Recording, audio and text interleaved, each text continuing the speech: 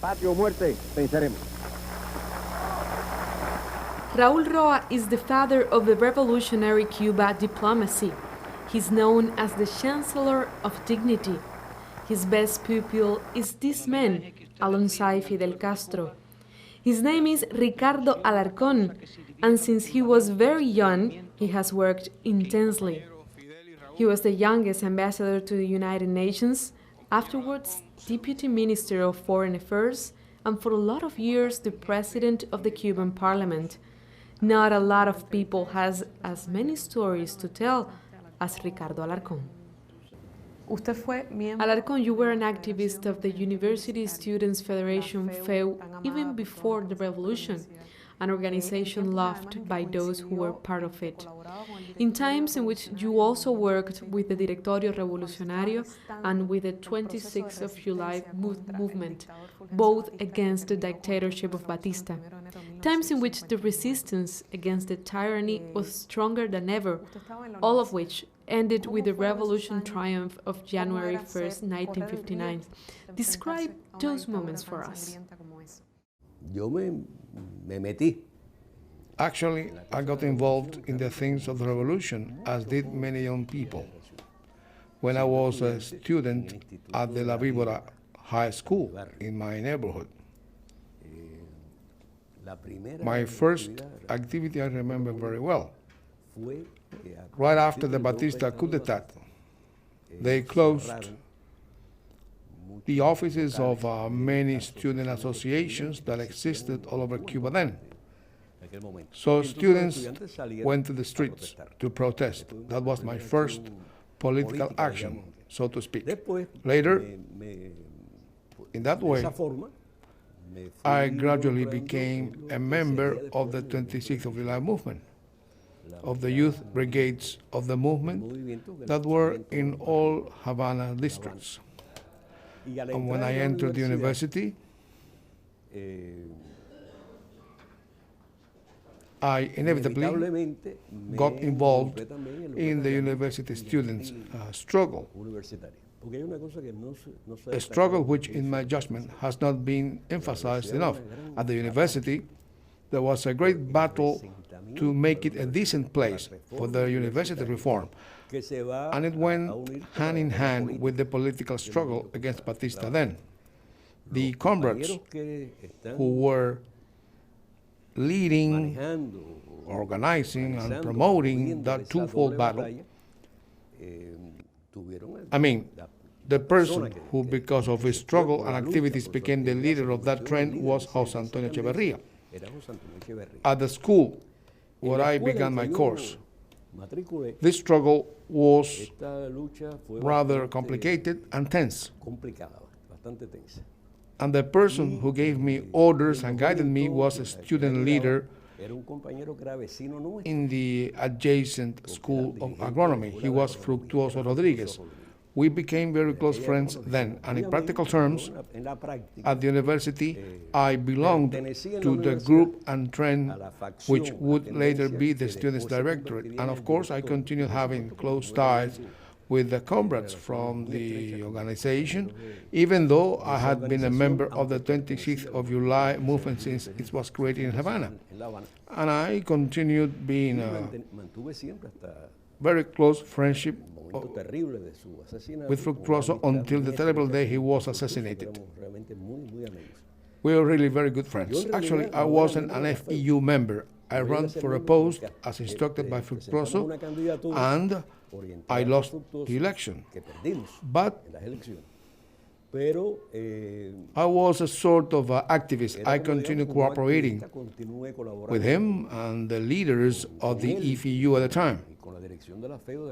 I got elected for an FEU post after the triumph of the revolution in the 1959 elections. But from that time to the present, I've lived through so many things in so many places. But that's the experience I hold dearest in my heart. Why? Because we were kind of crazy. After all, It is hard to answer that question. Why? A short question, but it is difficult to answer. First, because it was then I grew up and learned, and I have unforgettable memories from comrades who have been with me since then, although many of them, unfortunately, passed away a long time ago. Had to do with the excitement towards the revolution that those generations had? That's also something which sometimes is underrated. Young people then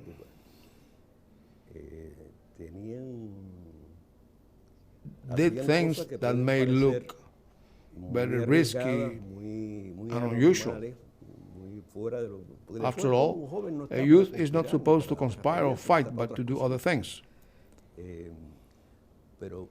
But it's been forgotten that such a trend in the university had the support of most university students. Because to become an FEU leader, you had to run in an election where anybody could be a candidate.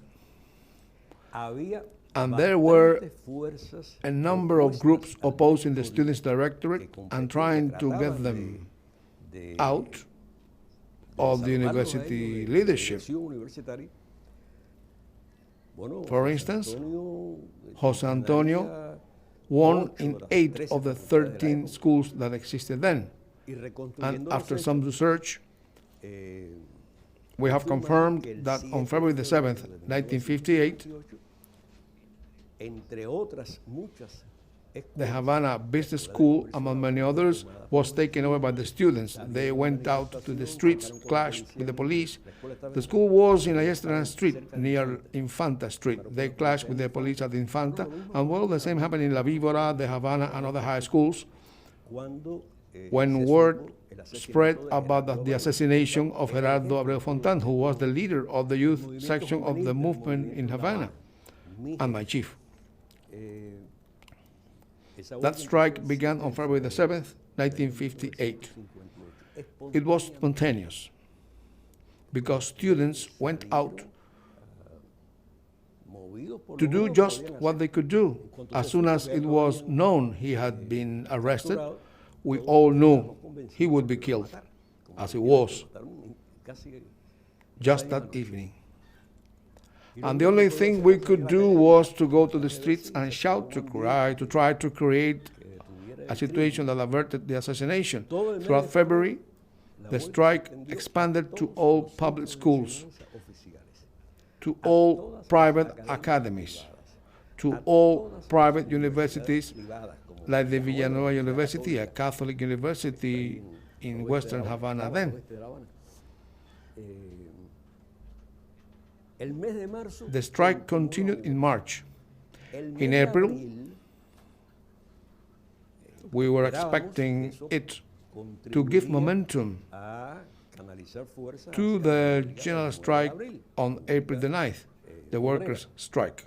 This strike failed completely, and its aftermath was brutal repression in the cities. But the students' strike continued throughout April and into May, and it was only in May that our strength dwindled and schools opened one after the other. What does that mean? That a majority of youth then,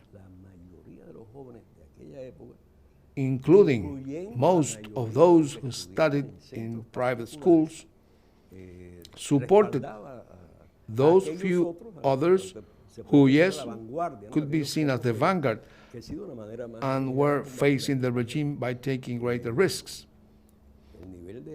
The level of support and unity, particularly in February, March, and April of 1958, was very high. Then came the terrible and inevitable setback period, but eventually the revolution won. Cuando triunfa la revolución, Alarcón, usted... When the revolution took power, you worked as a diplomat in the very early years of that process. And I imagine those were moments of creativity because you, your fellow diplomats, and of course the leaders of the revolution had to invent, to create the kind of diplomacy that you wanted to see, and also construct a discourse, a voice of the emerging political system of Cuba.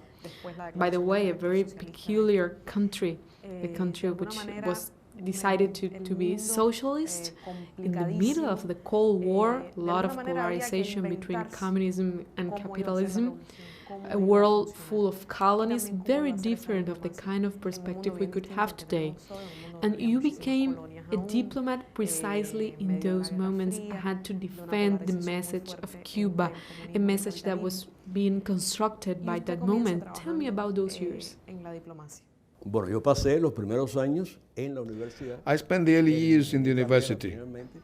I finally finished my course, Al terminar, and after I finished, compañero Raúl Roa García, que era el canciller, Comrade Raul Roa Garcia, who was the Minister of Foreign Affairs, asked me to work with him at the Foreign Office, and I worked at the Foreign Office for about 2 years. 1962, right? entré en 1962. I joined it in 1962, just before the missile crisis, in September.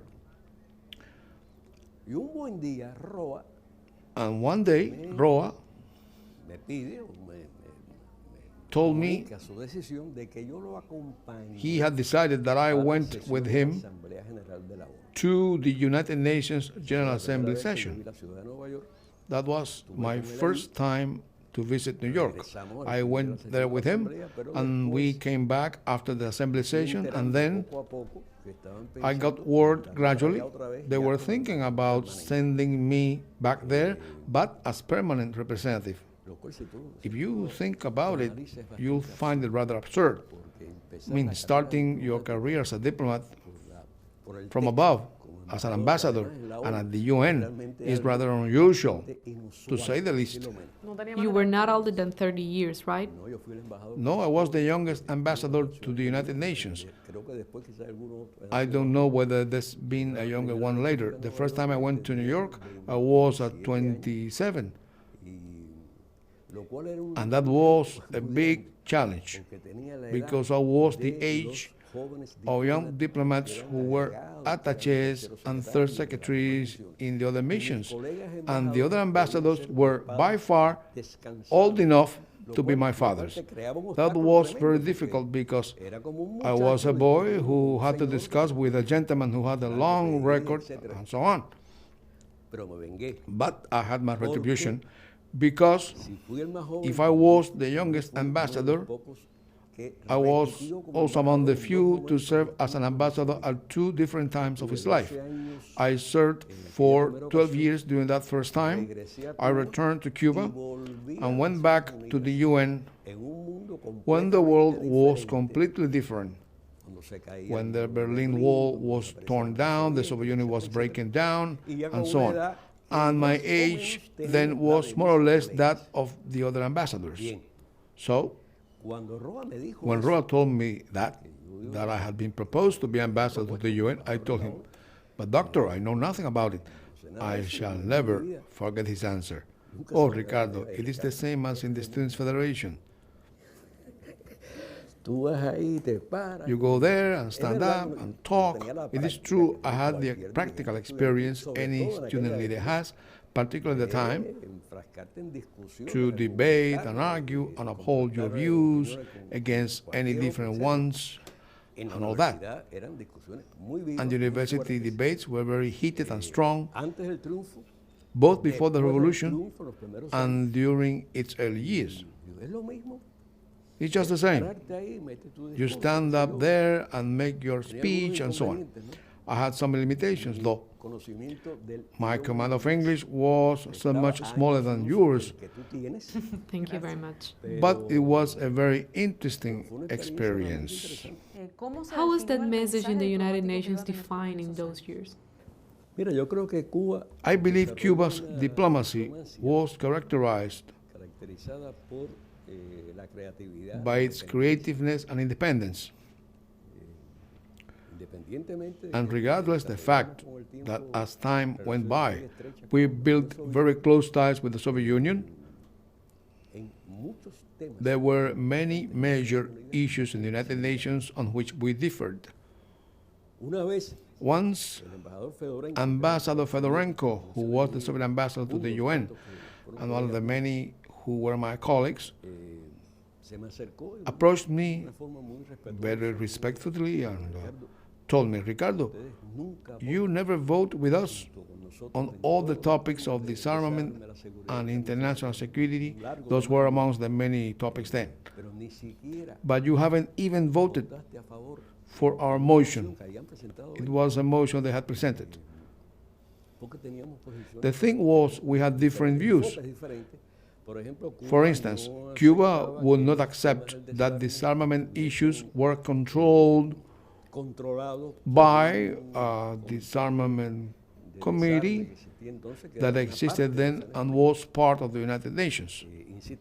We insisted the whole of the United Nations should hold a World Disarmament Conference to discuss those issues, and I explained that to him.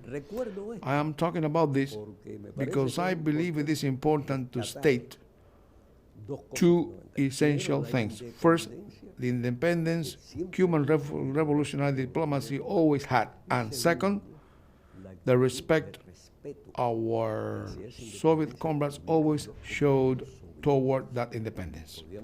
We could disagree and have different views, but at the same time, they were our great ally and, to a large measure, our main international support in those years. Alarcón, you lived the years in which United States and Cuba were closer to reestablish diplomatic relations. I mean, if we don't count what has happened after December 17th. I'm talking about the years of the President James Carter, specifically in 1977. Why do you think the President Carter decided to open intersection and to begin a road of normalization? You see, Carter was the only U.S. president who openly, even in his platform, when he was running against the other candidates for the presidency, defined as an objective the effort to normalize relations with Cuba. With Carter, various trends came to the U.S. Government, as it always happens there. But with Carter, there were very liberal people, to use an American term, and they even went beyond the traditional liberal positions. I found myself in a very complicated situation because Carter appointed an old friend as U.S. ambassador to the United Nations, Andrew Young, who was an old African-American leader and had been very close to Martin Luther King. And he became the permanent representative to the UN, the equivalent position of mine, and his alternate representative was Coretta King, Martin Luther King's widow. So it was a rather strange situation because relations between the two countries were so bad. But at the same time, we were friends who had shared many things before he became ambassador to the United Nations. I think it was an attempt by the administration to have better relations with Latin America. Carter was and is a man with ethics, which he has upheld all the time. But at the same time, there was a man like Brzezinski, a rabid anti-communist, a man whose stance on this was much more conservative. It was a time it was possible to have a dialogue between the representatives of the two governments, which might have led to the normalization Carter was announcing. hadn't it been for the Cold War atmosphere pressures influencing that administration, and in particular Cuban solidarity toward two important processes: the struggle in the Portuguese colonies, Angola and that whole story, and Cuban solidarity to the independence of Puerto Rico.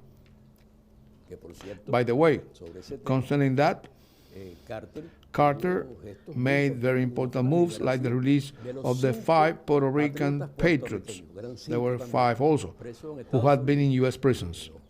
There was Oscar Collazo, who had participated in a revolutionary action against the White House, or the Blair House, where the U.S. administration was then, because the White House was being refurbished at the time. Oscar and another comrade got inside there in a commando action.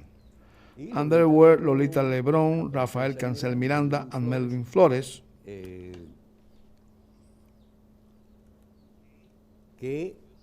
who had carried out a similar protest action at the U.S. House of Representatives. I'm telling you this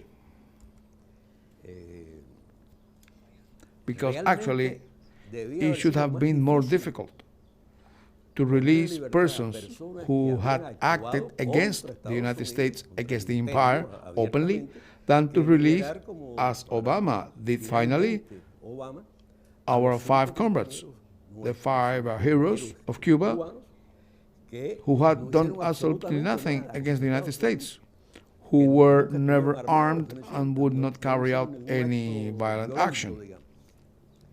But in this sense, Carter is really a bold man because he was and is a man with convictions.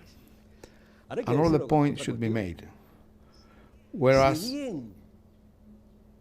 Carter first and Clinton later, though perhaps not so consistently as Carter, sought a more normal relationship, the agreements we signed, with the exception of those signed with Carter during the opening of the intersections and the maritime borders and so on, the bilateral agreements were signed with the Republicans, with Reagan, with Bush Sr., and so on, particularly in the migration field. The migration agreements between Cuba and the U.S., which were ratified also by Secretary Kerry recently as being always in force, were signed originally during the Republican administrations, though they were amended and ratified later under Clinton.